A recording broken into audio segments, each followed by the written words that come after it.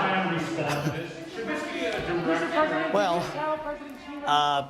press conference that was, it started out well. The other countries, the British Prime Minister Scott Morrison, the Australian Prime Minister Scott Morrison, the British Prime Minister Boris Johnson speaking first, and then Mr. Biden speaking, forgetting apparently the Australian Prime Minister's name at the beginning of his scripted comments, and then toward the end had his name scripted. A speech at least on Mr. Biden's part that was marred by a frog in his throat. Mostly, that's what I'm remembering most of this entire endeavor. Let's bring in our panel. Chairman of Stand Up America U.S. Foundation, retired U.S. Army General Paul Vallely, along with former National Security Advisor for Trump 2020 and President of the London Center for Policy Research, retired Lieutenant Colonel Tony Shaffer. Gentlemen, thank you for your service to this country. And General Vallely, we'll start with you first. Just first blush, what did you make of the press conference there? Boy, that was the greatest kabuki theater that the Biden administration has put on. They ought to get 5 Oscars for that. So here you have the two strongest nuclear capable nations, China and North Korea. China just having built over 150 new silos for their nuclear missiles. And here you have an announcement that Australia is going to have finally a nuclear submarine, but no nuclear weapons. Now, why are they building the submarines if it isn't against the threat in the South China Sea with China? I mean, this is absolutely. I think they're trying to take the whole thing away from the Milley story, you know, that's been going on for the last 2 days. But this is incredible, a total embarrassment. Mr. Shaffer, what about you? What do you think? What do you think of this press conference? I'm with the general there. I think this was just one big distraction for this administration. Yeah, look, Chris, it's completely detached from the reality in which we live. Let me start with the fact that the Australians should be a nuclear power. If they have nuclear submarines, the Chinese are nuclear. The deterrent equation here is insane. And let me say something that your audience may not understand. Our allies, the Pacific, are taking this seriously. The Japanese, for example, are within 6 months of having their own nuclear weapons because they have no confidence in Joe Biden or the current United States strategy to deal with countering China. So our allies, with or without the United States leadership, are going to act in their own best interest. And simply put, Joe Biden simply spouted off a bunch of platitudes. It's like he picked up a State Department manual and read every single platitude you could figure out to say to kind of appease your allies.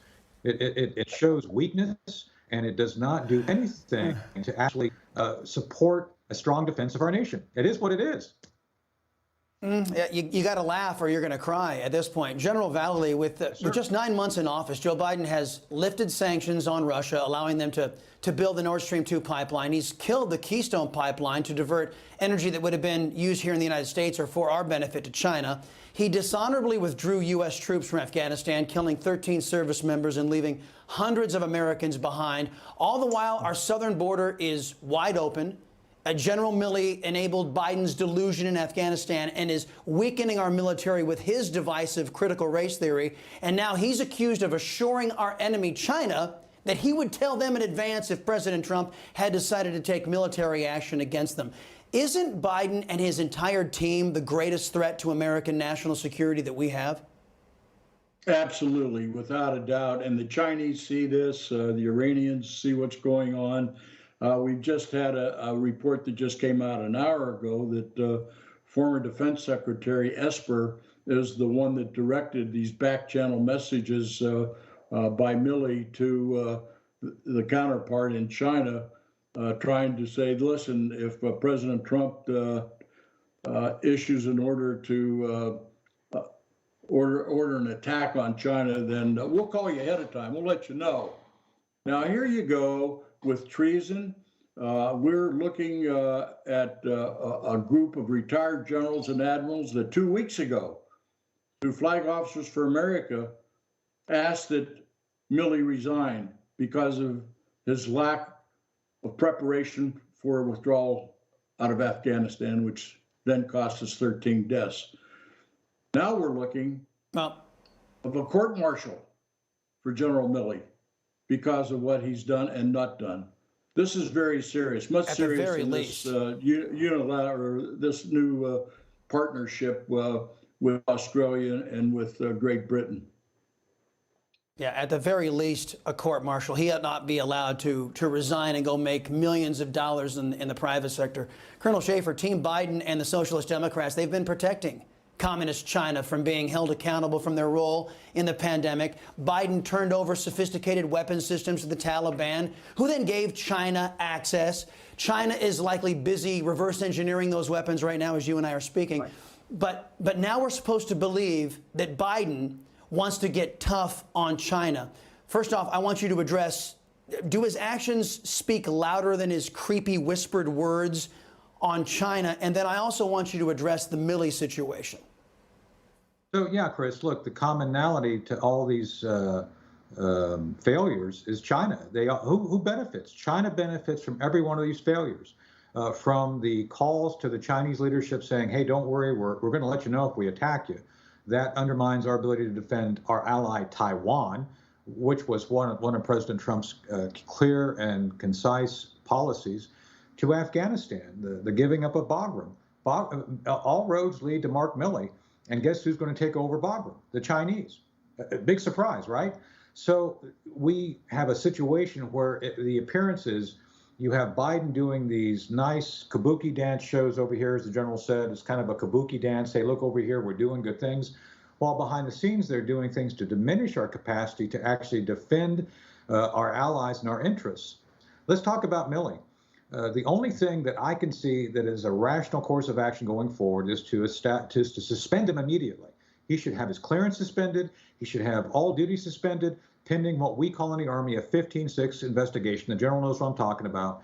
You assign someone who is equal rank or higher. In his case, you got to probably assign a former chairman of the Joint Chiefs.